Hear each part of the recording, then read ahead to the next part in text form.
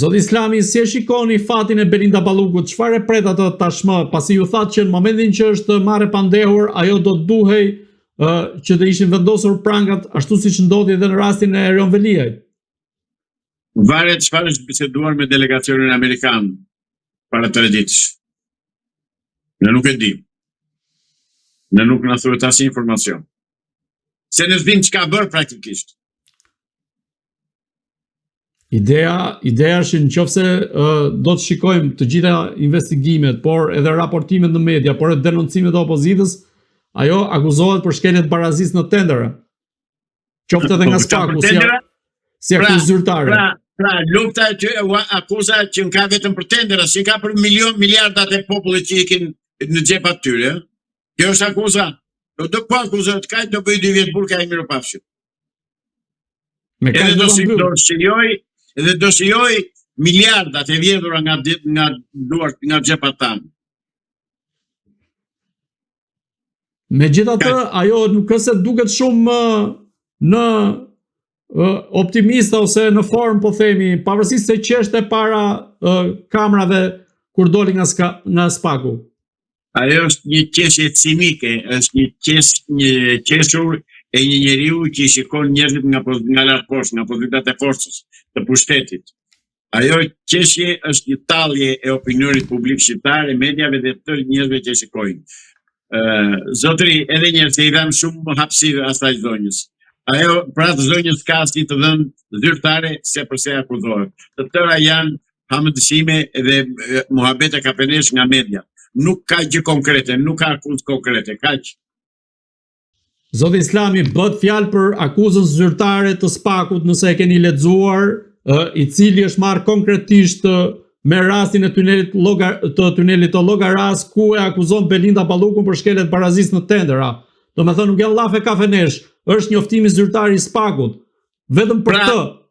Pra, është akuzuar për letra, jo për parat. Nuk është akuzuar ku janë 100 milion euro të vjedhura. Pra atë të akuzoje, pra na e quaj një vrim në ujë. E quaj një hiç. Po ndoshta ky është vetëm fillimi për të shkuar tek aferat e tjera. Ne nuk flasim me ndopta. Ne flasim me fakte dhe me prova. Duke marrë logjikën dhe mënyrën se si operon Spaku. Tani dhe një herë.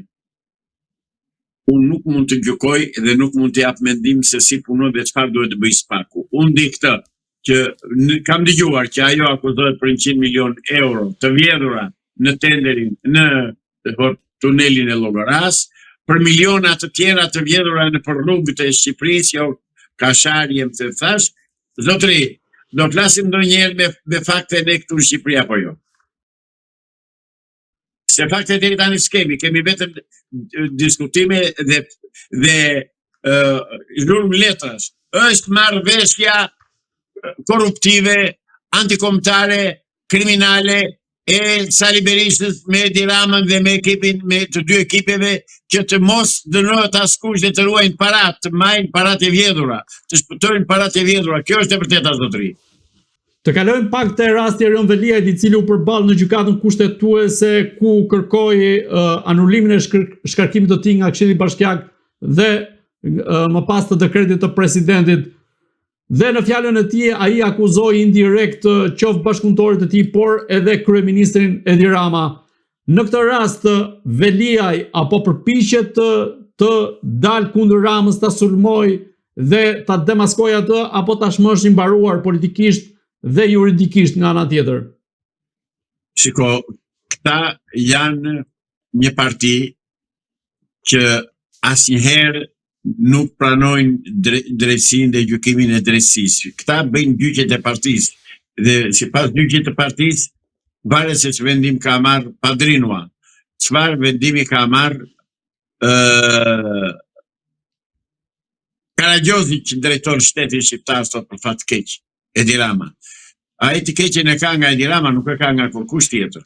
Dhe nëse ai nuk flet, nuk thot të vërtetën, ai patjetër që do shkoj shumë thellë në krimin që ka bërë, në vjedhjen që ka bërë dhe në dënimin që do marrë nga drejtësia, në qoftë se drejtësia i ka provat në dorë dhe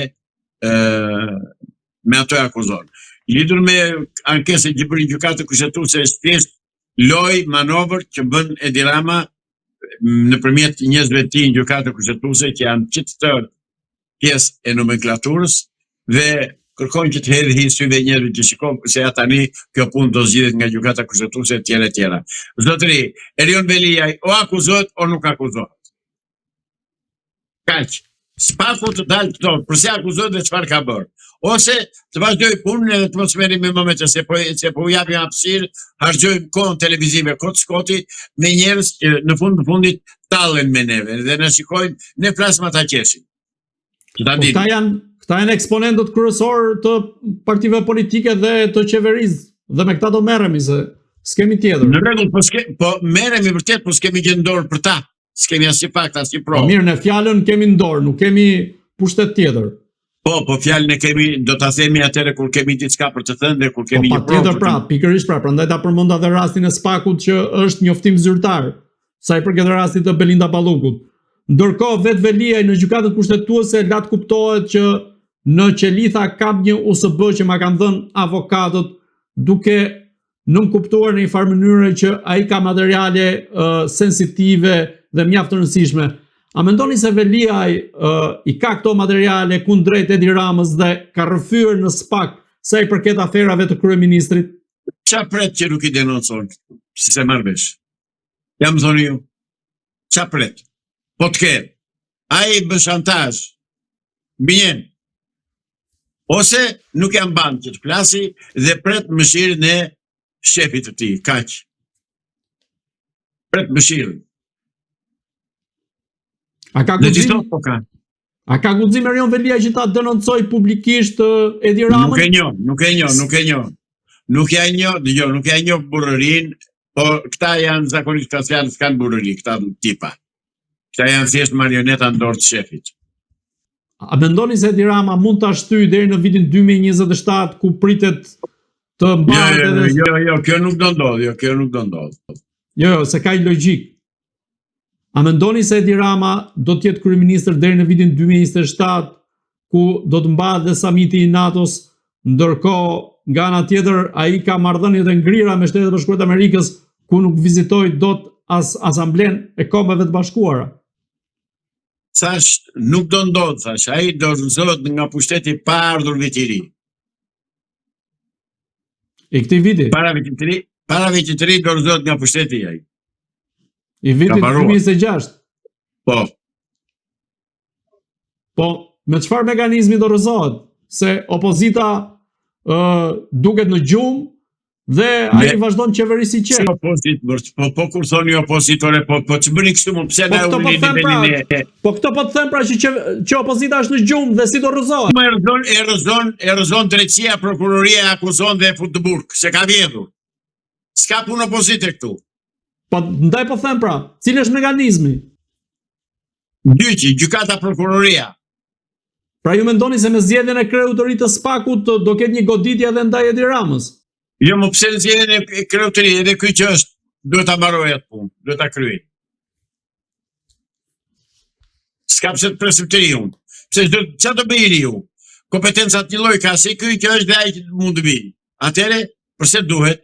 Jo më zotëri, duhet të bëjnë detyrën kaq. Të bëjnë detyrën Spaku dhe është zgjidhur problemi.